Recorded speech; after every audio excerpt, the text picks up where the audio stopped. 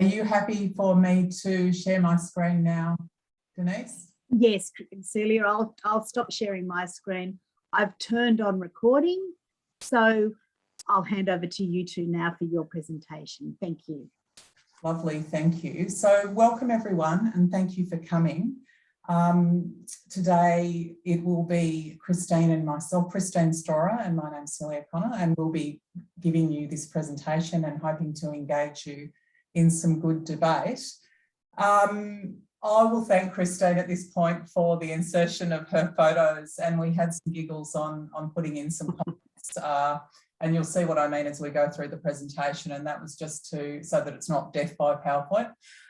So thank you so much for that, Christine. A little bit about me. My professional background is horticulture and I have educational background in plant science. I've just finished the graduate certificate in learning, teaching in higher education, and I've begun a master's in education. So I have a special interest in education. At the heart of this protocol is really the practice of reflective writing. And I'm going to pass over to Christine in a minute about that. But my practice of reflective writing began when I set assessments for students on reflective writing and got some really wonderful feedback on that, and the students just loved it. And as a basis of that, I started writing reflectively after each session on my session experiences. And that was a very intuitive process to start, but I got a lot out of it and I really loved it.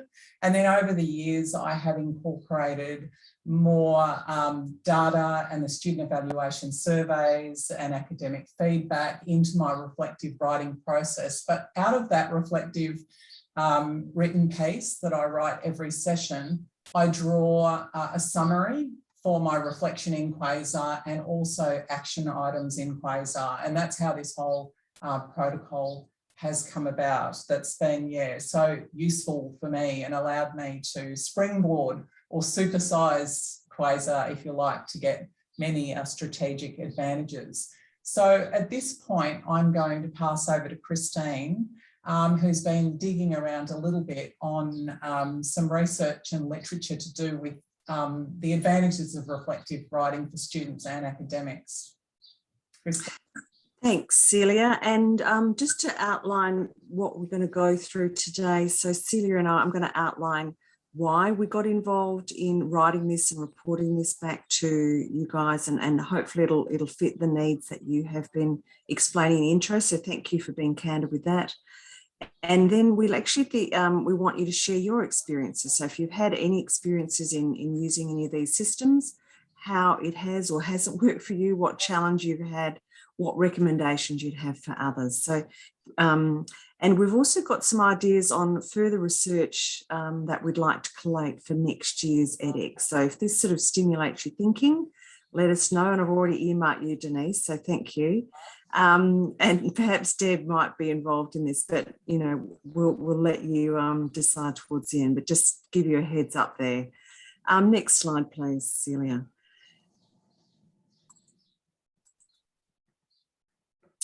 Okay, so the scholarly reflection process, and we all know that, you know, we have the process of scholarly reflection for our students and to build their professional skills, and there's quite a lot of literature there that sort of goes through the process of and how do we do it.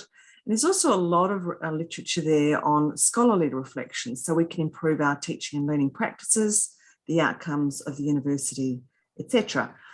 And looking at Van Beveren's work, you know, some of the reasons we do this, and just to sort of re-emphasize why we're looking at it, is to reflect for our professionalism. So we can sort of look at ourselves as a professional, how we can improve, but it's also to persuade others of our professional competence. And that's just something I want you to remember as we go through. It's also about, at an interpersonal level, engaging with staff and students so we can refine our institutional practices, respond to student cohort-specific learning needs. And that's something that I've certainly found I've used these processes a lot for in understanding different cohorts. At a much higher socio-structural, or what the social scientist calls the meso level, it's also about effective delivery for the higher functioning of the education system as a whole. And that's something that I want to have a look at today, and where I think the gap in the research is, because we do want to make sure that we have a high functioning system as a whole. And from what I can read, there is a lack of research, scholarly research, in explaining how those institutional level systems work, and also importantly for us as academics, how it links back to what we do in the processes. And that's what we're going to be going through today. Ryan and Ryan suggest you need an explicit and strategic pedagogic intervention supported by dynamic resources for successful broad-scale approaches to reflection in higher education. And I'm hoping what we're going to present today is the process that has been adopted and implemented recently at Charles Sturt University on that institutional approach. Because there's quite a lot of variables here, and Chan and Lee suggest that there's many factors that hinder reflection in higher education. You need a coordinated institutional effort with a shared discourse developed by key stakeholders. So today's presentation is part of that shared discourse. It's a discussion session so that we can share our reflections and thoughts on the process. But we're also hoping for you guys to contribute in at different levels as well. So some of the research gaps: how do we get active academics who are being scholarly? How do we ensure that they efficiently get the resources that they need for the improvements? Are some academics swanning along and not really making many improvements at all? Hopefully not the people in the room today. How can systems support accountability requirements for management, but also our government authorities? And I think some of you have probably heard a bit more about TEXA in the last 12 months than perhaps we might have previously, because we do need to provide evidence. And can we do that process in an electronic, efficient method so it's transparent and so the administrators get what they need without a lot of work from everyone? So this focus is really about outlining the protocols to guide academics in a very practical way to reflect on their teaching, while also building a case for resourcing our improvements and linking in with those accountability requirements that both management have to us, to senior management, and of course our TEXA accreditation requirements. So we're going to be having a look at the Charles Sturt University QUASAR system, quality assurance reflection, academic reflection, as we got there from Deborah, thank you, and how that streamlines your reflective processes, giving visibility across the whole of the university so that we can implement our actions, and so we can also ensure that we do well by that. I'm going to outline a couple of very quick things, and some of you said you're quite new to this, so you may or may not have seen them. Next slide, please, Celia. But this whole process fits within the Charles Sturt University Scholarly Activity Framework and the Scholarly Environment Model. So this was brought in this year, but in essence, it probably is something that you're familiar with in terms of a concept.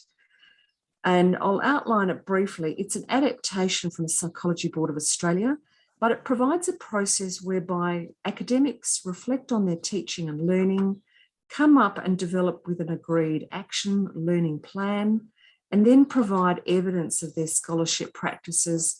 And you note there it's a circle, so it's an iterative process that we're ongoing. So at the moment, we're in the process of logging our evidence of scholarship and reflecting with our employee development EDRS review scheme processes at the moment, and putting in our QUASAR actions.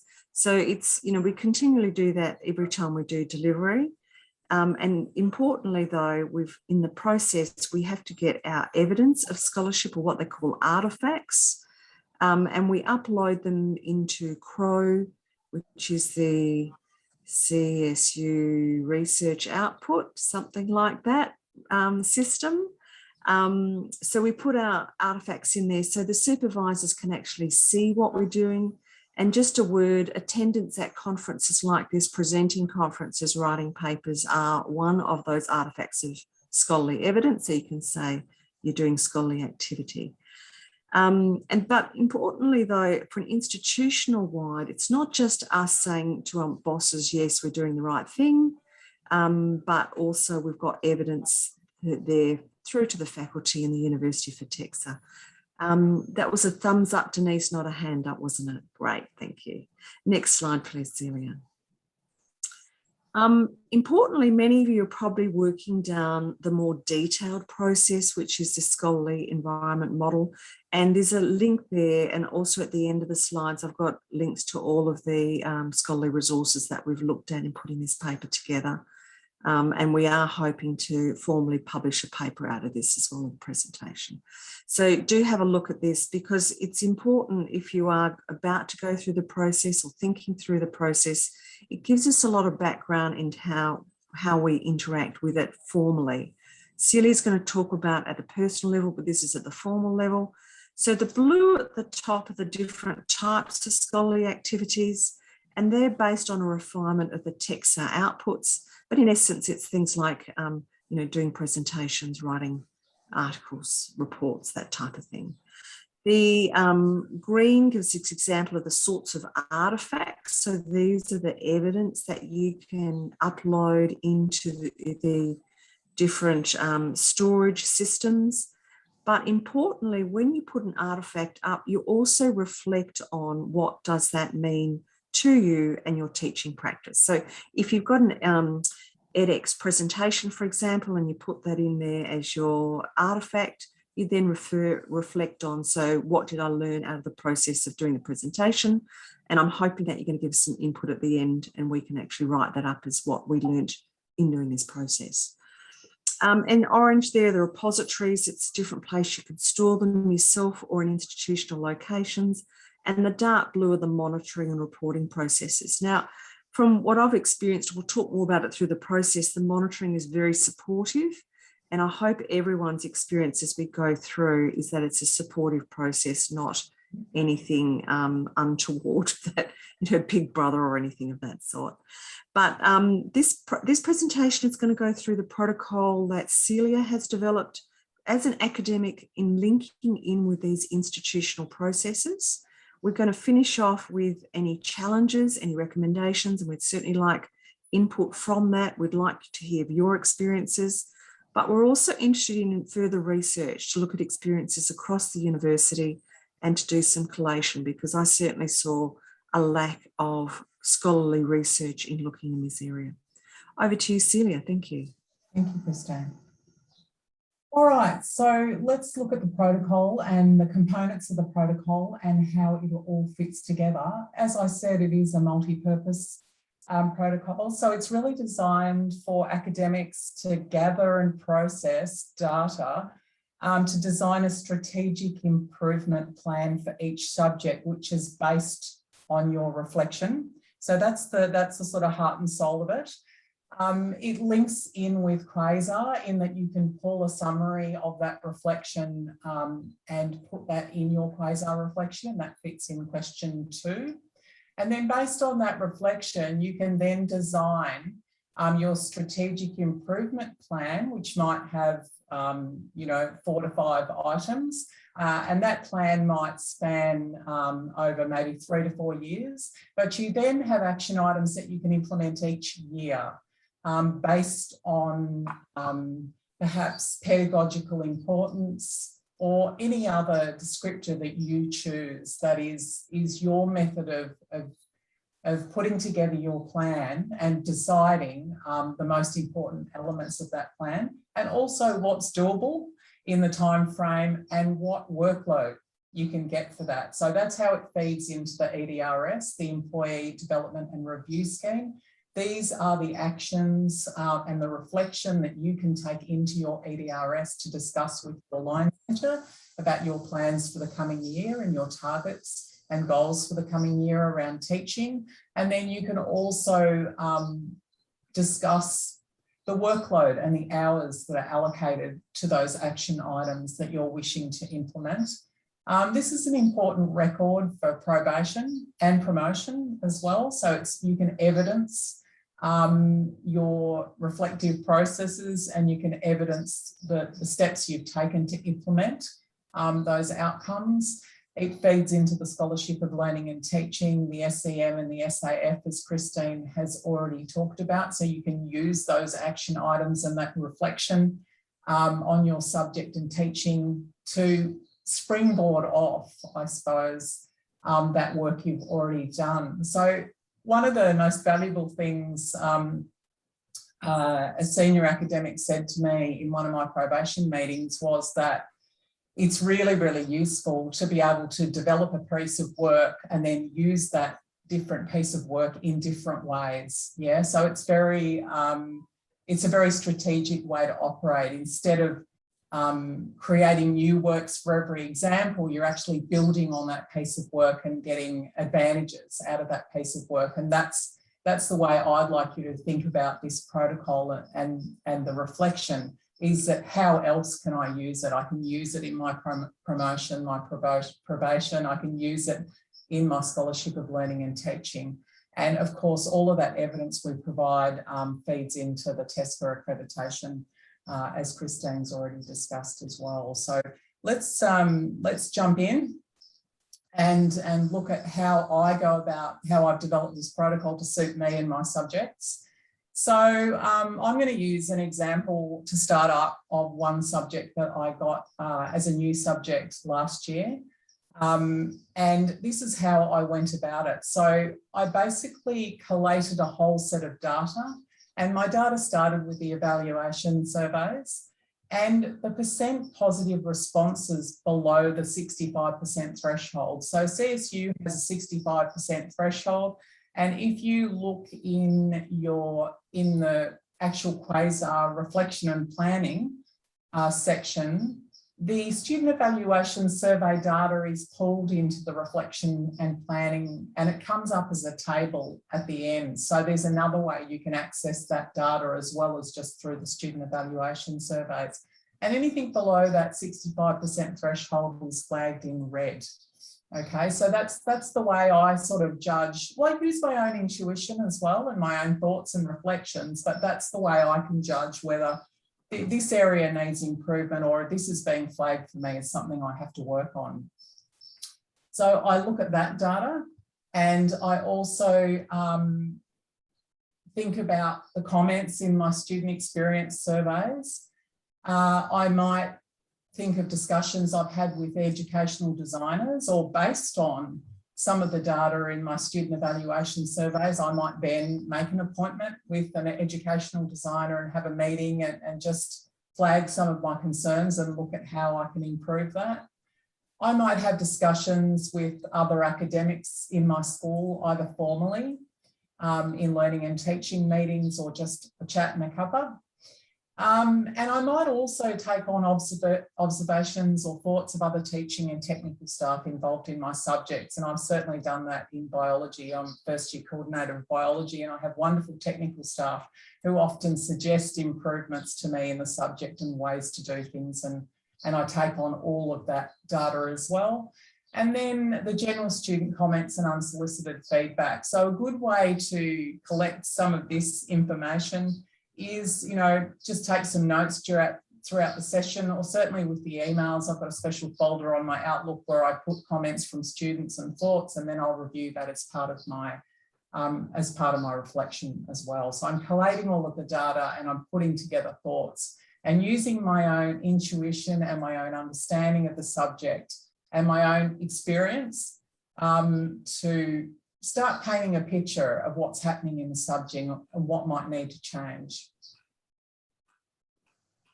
Okay, so the first key point, or this is what I do with my student experience surveys. I just don't hope for the best in my surveys. I actually go in and I start putting work in with the students. So throughout the session, I'm a big one for building relationships. So I try to develop good, positive relationships with my students.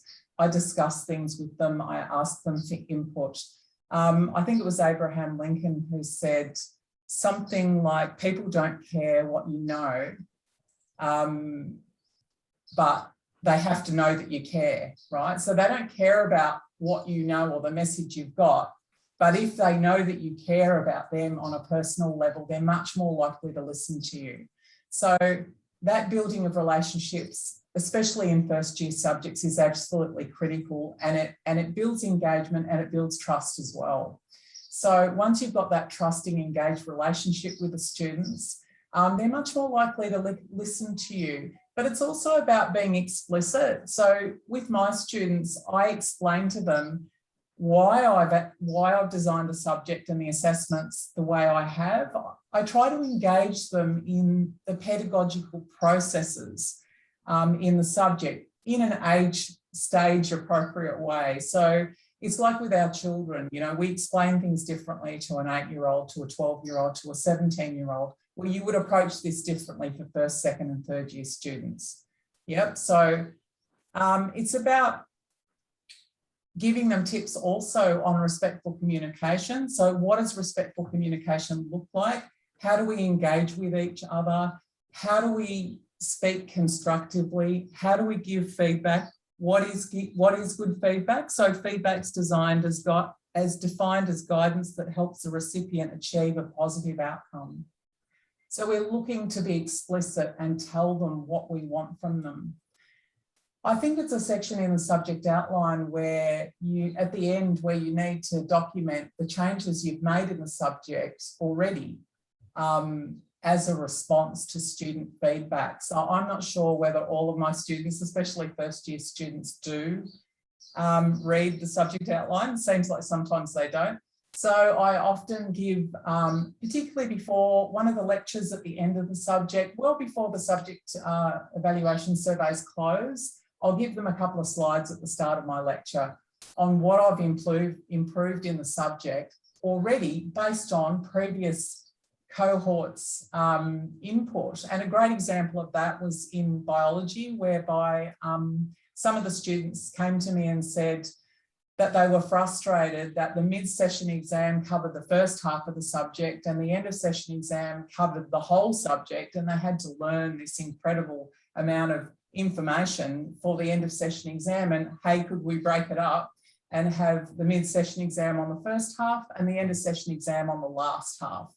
And so that really made sense to me. So I was able to go into the next year and give that little talk about student evaluation surveys and say, hey, look, this is the positive outcome that you guys have got because of the input from last year. So, and they were really appreciative of that, and I got great feedback. So yeah, it's about feeding that back to them and giving them some feed forward, and also thinking about what you would like to improve in the subject and running it past them and getting their feedback. So it is a collegial and a collaborative response, I suppose, and effort there. So that's what I firstly do to get the feedback I want, to get targeted feedback.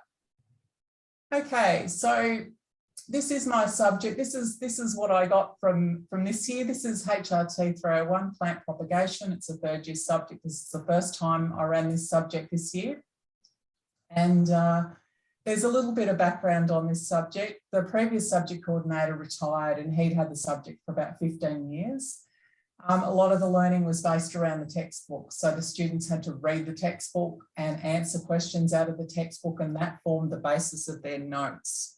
So in conversations with him, I discovered that the students were increasingly dissatisfied with that. That's reflected in some of this data. So we can see that I've organised my data into a table. On the left-hand side, I've got the core questions that are flagged as under 65%. I highlighted the ones in red based on things that really stood out to me. So number 6, the learning activities in this subject helped me to learn effectively. That was a bit of a worry for me because I think that's a really, I've got a hashtag next to that one. So it's significantly below the 65% cutoff, but it's also really important in terms of pedagogical importance for subject design. So that was a real flag to me. The learning activities in this subject created opportunities for me to learn from my peers. That was significantly below. That's often the case in science-based subjects because we don't have the level of collaboration that the social science subjects do. But also, I'm going to take that one with a grain of salt. And this is where, you know, using your own intuition comes into it, because the students actually have a 4-day residential school where they're collaborating with me and their peers, but I probably haven't pointed out to them that that is collaboration and peer-to-peer learning, which I might do next time, and maybe I might get a different response on that. The other one that was flagged to me was number 14. That's why I've got the asterisk next to it. I could see a clear connection between the learning outcomes, learning activities and the assessment tasks in this subject. Now that really directly convenes CSU subjects and courses policy, which is based upon the principle of constructive alignment by Biggs. So that's pretty problematic. So I knew that, okay, these are the ones I want to work on in my subject. So how does that actually translate into actions that we can pull out in QUASAR? Let's have a little bit of a look at that. So what did I do first? I looked at my positive comments and I was pretty chuffed about these. The students loved the residential school. That was that face-to-face interaction with myself and another staff member. They liked reading recently published and relevant journal articles, and I based a lot of assessments on that because at the 3rd year level, I think that's really important. There's a lot of essay writing and report writing, higher level academic writing in this subject. They liked the assessment tasks. They were challenging but good, and they learned a great deal. So that's all really good, positive stuff to take on board and celebrate as well. And they liked the textbook. It is a good textbook. Okay, but I wanted to look at what the students found least helpful, because that was really going to guide my direction in terms of actions. So I identified patterns or areas where there were problems and opportunities for improvement. So I looked at all of the student comments and I categorised the feedback into themes. I then ordered it into a list of what was most important to least important. And this is where you've got to use a little bit of your own discretion, as well as perhaps some of that pedagogical knowledge that I talked about earlier in terms of the constructive alignment, like what is the most important here. So use your own judgment there. And also with the student evaluation comments, you've really got to take it in context of you are the professional and you are the most experienced one, and students are giving you feedback, but you've got to have a bit of a filter there. So some of the comments aren't really relevant or they're not in context. So you use your own discretion when deciding what's important and what isn't important to change and to action. And then I match the comments with the PPR questions below 65%. So now I'm starting to match the comments and my core questions and see where they align. Let's have a look. So this is what the students felt was least helpful for learning. And this is where I start to align the core questions with the comments.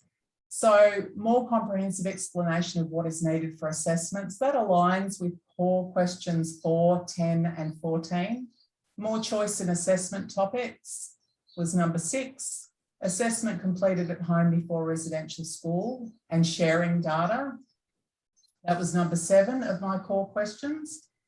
Zoom tutorials, they need more interaction and support.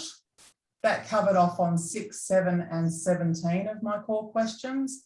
Final exam, too many review questions, closed book exam with so much content being memorised was pointless for this subject. I really agreed. The last final exam was really heavily weighted. It was based on rote learning of the textbook, which I think is inappropriate for a 3rd year subject. I wanted to make the learning more around assessments. That's where I like to work with learning. And the textbook needs to be supported by lectures. So basically it's no longer acceptable to ask students to read a textbook, answer questions and rote learn all of that for a final exam. So I decided to do some PowerPoints and podcast introductions, an interactive approach that's going to cover off on the topic learning objectives in a neat sort of bite-sized way. And that covered off on core questions 4, 6 and 7. So I hope you can see there that I'm starting to map everything and pull everything together and get some direction on how I'm going to travel to change this subject. Okay, so I've collated all of that data and I've got a picture. What else do I need? I need to start pulling in other feedback. So I don't want everything to be dependent on the student evaluation surveys.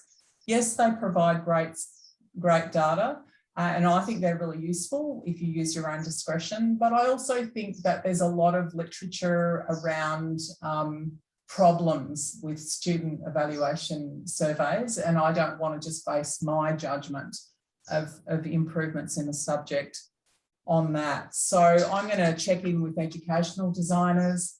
I'm going to ask other academics and professionals, as I said, either in formal learning and teaching meetings, ask for feedback. Past subject coordinator, as I mentioned, I got some really good data off my past subject coordinator in some meetings I had. We did a sort of handover of the subject. Other teaching and technical staff, industry. So if your subject has linkages to industry or industry representatives you can discuss options with, then that's great to pull in as well. And the student general comments that you might have put aside, or comments and conversations you've had in class with students while you're trying to build those relationships.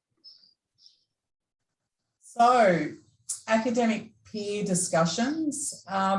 We just are in the process in our school with the amalgamation of developing a new learning and teaching forum and teams. So that's where I'll be giving feedback and asking for feedback and having good discussions. Also great to have subject team review meetings. So if you're team teaching a subject, that's where you'd have conversations with your team.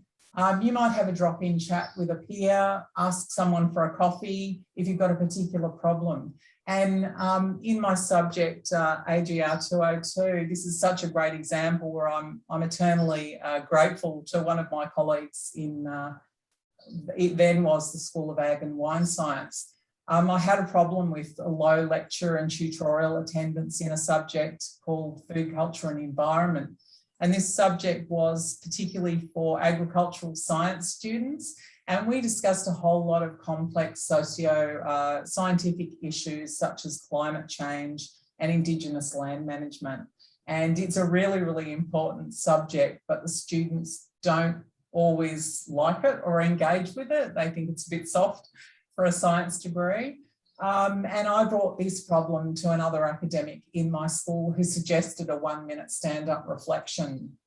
And so how I implemented that was I handed out at the end of every lecture. So I ensured that the students had to be at the lecture, because at the end of every lecture, I handed out a sheet on an activity where they were given a question that they had to address in the following tutorial that week, which was a 1-minute stand-up reflection. So I ensured that way I ensured they were in the lecture and they were in the tutorial as well. And then that became the basis for an assessment. So they had to attend the tutorial because they gave the 1-minute stand-up reflection, and I marked it in class. And so I got really, really great, great input from a colleague on that. I implemented it in my class. It was really successful, and many of the students commented and gave me great feedback in the evaluation survey, said that they were terrified of the public speaking, but being exposed to public speaking week after week after week throughout the session gave them a lot of confidence, and they were able to use that in other aspects of their academic and later on career-wise. So one question asking a fellow colleague, and it was like ripples in a pond. It was really wonderful. So that was just one example that I wanted to include there. So once I've collated all of that data, I'm going to write a 1 to 2 page reflection on my thoughts, experiences throughout the session. And then I'm going to pull a summary of maybe just a paragraph out for my reflection and planning. So I've ticked off on the reflection and planning section of QUASAR, that's question 2. I might circulate reflection to the teaching team for final comments, but then I'm ready to develop my strategic subject plan and add action items in QUASAR. And I think at this point I need to pass to Christine, who has got a little bit of, or who does particular work with the circulating reflection to the teaching team. Christine, would you like to comment here? I would, but I think I'm going to let Denise say something first. Oh, Denise. I'm just going to say we've got about 15 minutes left. Yeah. So, yeah, don't forget to leave some time for some questions. Yeah, although sure. the chat's been quite busy. Okay. Yes. So just a comment on that one. We have a formal process where we record reflections on the Interact site in the team, and we discuss those reflections in our moderation, pre-assessment marking and post-assessment marking processes, and at the end of session when I'm putting together these reflection write-ups. Thanks, Celia. No worries. Thanks, Christine. All right, so here come my actions. These are the 4 actions I've pulled out of that whole reflective process. I need to edit my subject outline. There are my core questions again that I'm covering off on that. I'm going to introduce a Zoom tutorial before each assessment for assessment support and interaction between peer-to-peer interaction with the students and also interaction with me as their facilitator. I'm also going to remove the final exam and replace with a series of short quizzes based on the textbook, because I don't like that whole rote learning thing, and I want to keep the students on task with the textbook and their reading all up to date as we move through the session. And I'm going to create a series of podcasts and PowerPoint lectures to create focus points for learning. So all of this looks like a fair bit of work. I'm not going to implement all of that in 1 year. So this is where I would go into my EDRS meeting and go into QUASAR and my actions and say, okay, what's doable for me next year?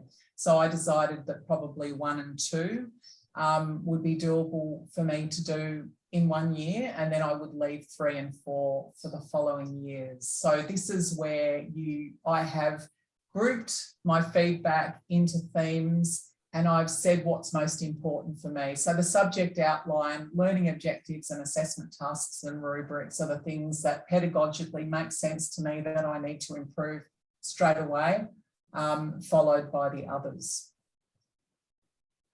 Celia, can I jump in there and ask a question? I'll just make a comment, because Yep. this is great. This is so wonderful. The dilemma I would have with that previous slide is that Yep. changing subject outcomes takes a bit longer because it's got to go through an approval process. It does. Whereas changing the podcast, like the last point there, is something that can happen in the very next session of offering. So part of the consideration is that time factor and where those changes go to. And I'm sorry if I've jumped in ahead of that I've thought about that. You're absolutely right. And again, this is targeted to my subject, and this subject runs every 2nd year, right? So I've been able to do that, but also it's absolutely about time, and it's about the academic workload management and what you can negotiate with your line manager as well. So that all feeds into that, but that's a bit complex to cover here. So yeah, but definitely thanks for that input, Denise. Okay, so we've got a whole lot of other people that can come in and help us with this process. We've got academic skills teams, we've got library teams, we've got educational design or assessment support. We also have Division of Learning and Teaching, Interact Learning Technologies and Assistance, and this is DLT in particular will help you set up your site or implement assessments in the site. And educational designers will help you design assessments. So this is all the backup and support that CSU will provide you when implementing all of your actions.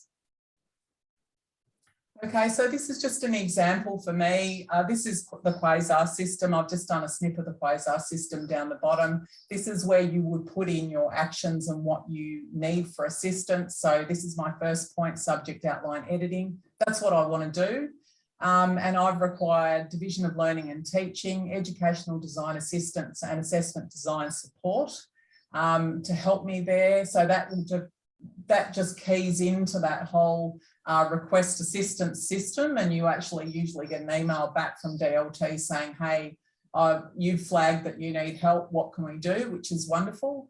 And then the issues, you've got to explain the issues a little bit more comprehensively down the bottom. And that's also where in this section, you can include the hours that you might need, that you might think you might need to. But you've got to be able to justify, right? And give evidence for why you want to make those changes and why they're important. And that's what you do in the issues section. And then in the action section, you put what you actually want to do. And this is what you might take into your EDRS too, to show that your line manager, hey, this is what I want to do.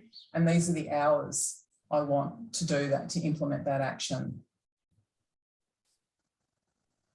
Okay, I think I'm going to pass over to Christine at this stage, who's going to give you a little bit more background on how this all fits together and why it's important in the larger scheme. Christine?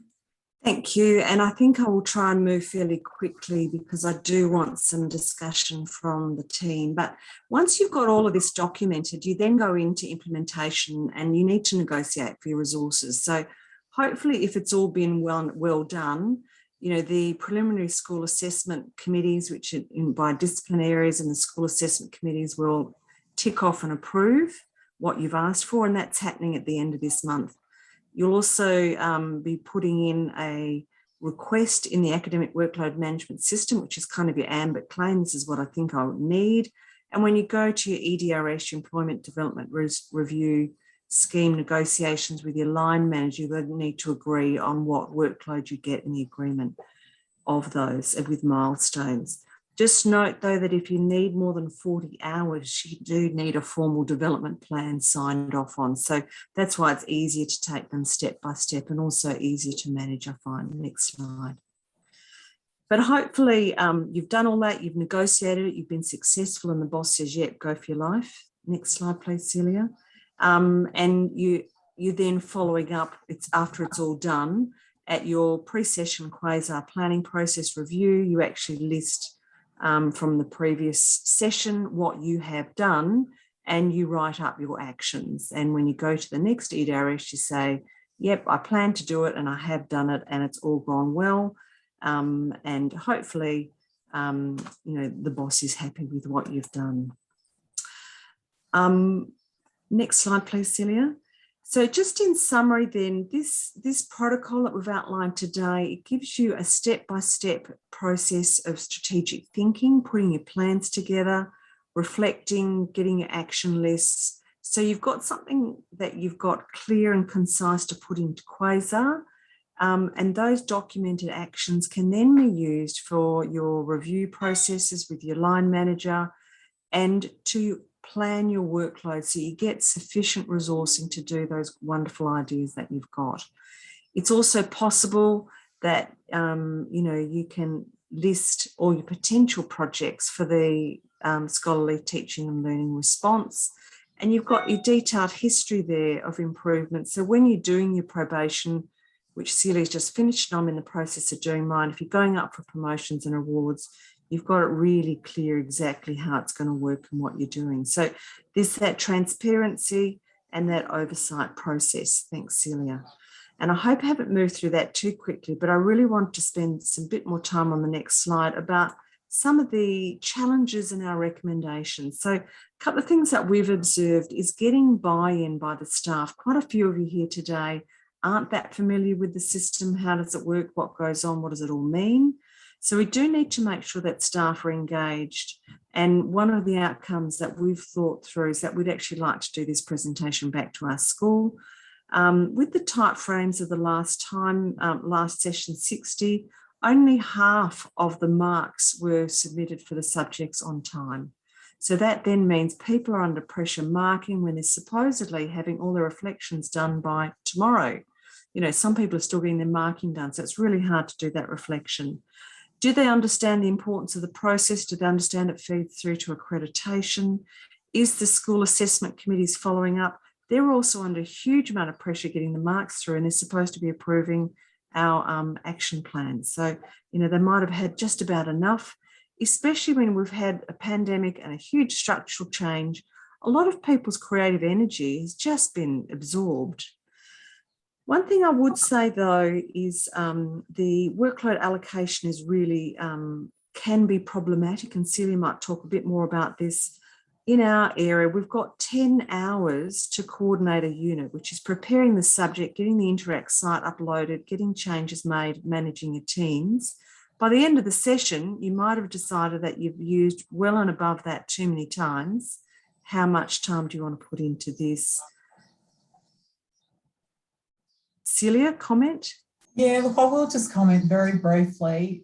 In my experience, it's really, really important, I can't stress this enough, to have a copy of your school's academic workload policy, to be familiar with how that links in with the academic workload manager, because it's all divided into sections and you get hours allocated for setup and marking and preparation. If you have a good understanding of that document, you can take it into your EDRS and you can negotiate on the hours and where they fit in each section of your academic workload policy. So that's really, really important. There is also another section at the end called Other. So if there's anything that you want to do that you don't think fits in each of those categories, you can negotiate extra hours and put it in that other section. And it's also worth noting how that academic workload policy fits in with now my mind's gone blank, with the enterprise agreement, because there's sections in the enterprise agreement that match up with the academic workload policy and support that. So I know that's sort of outside of a lot of our experience, but it's really worth being empowered in that way and knowing what you can do and knowing your rights and knowing the hours for each section so you can go and negotiate and get the fair amount of time you need. Thanks, Celia. And just one further comment, and then we'll put the next images up for questions and discussion. I had an issue of perhaps not a freeloader, but that can come up. In one of my subject teams, we agreed to do certain actions that went into the QUASAR.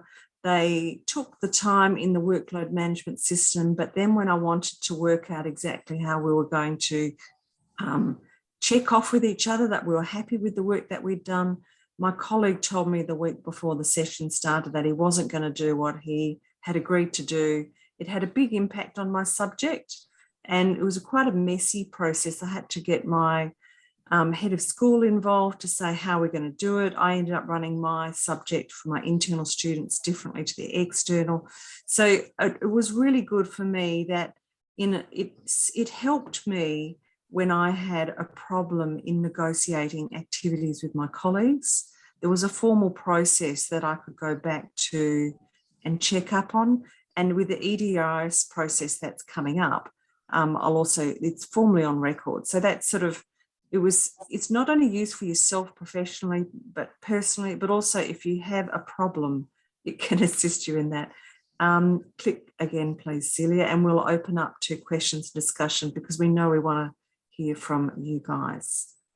Thoughts, ideas, problems, recommendations, particularly those of you in the technical areas. How do you see it working? What else would you recommend? And would love to work with Marie-Louise in going through this process with you.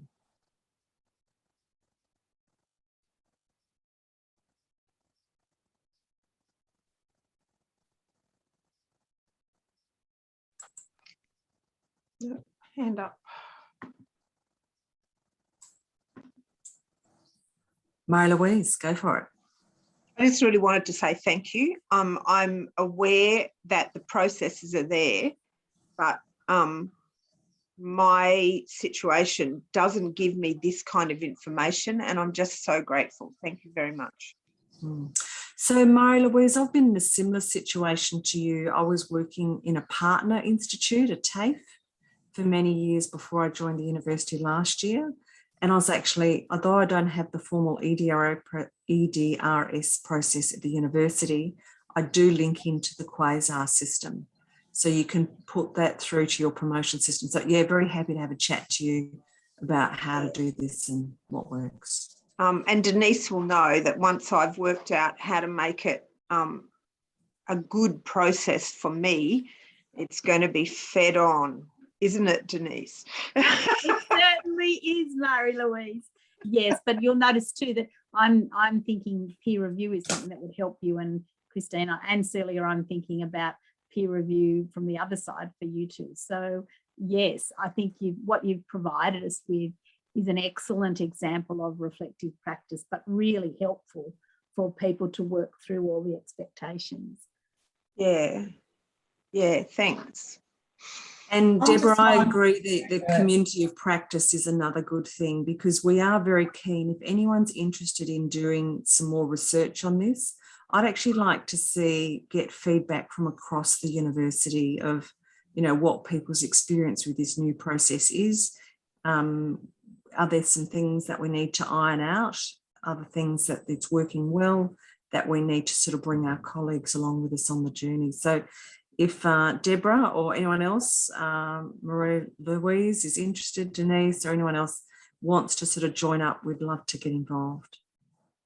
I'd just like to say too, Denise, is there a way, just because there's so much information given in this session, is there a way, can we share the slides so that people can work through them at their own pace if they'd like to, or how does that work? The session is being recorded, so it will be on the hub.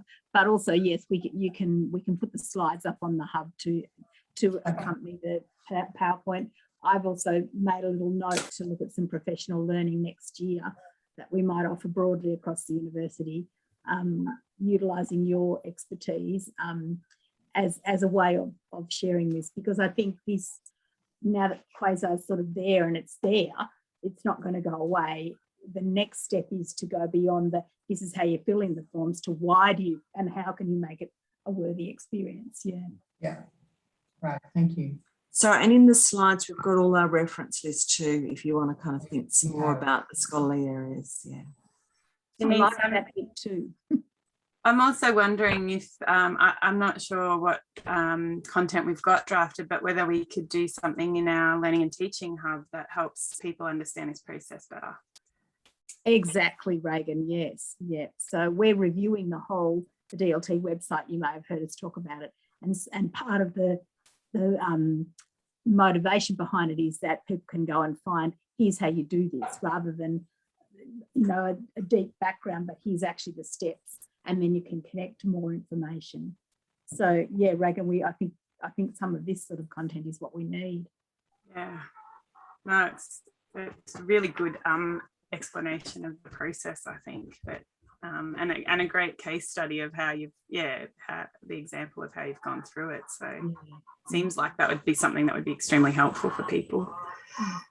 Look, I'm very good, because we gave only one example, but Celia and I have done it through multiple subjects. Yeah, and that would be a good thing, would be having a few different approaches to it, and so that the point I raised about, and then your explanation, well, it's a 2-year, only runs every second year, so this works, but it won't work in a subject that runs every single session. So how we look at that, that's right, yeah.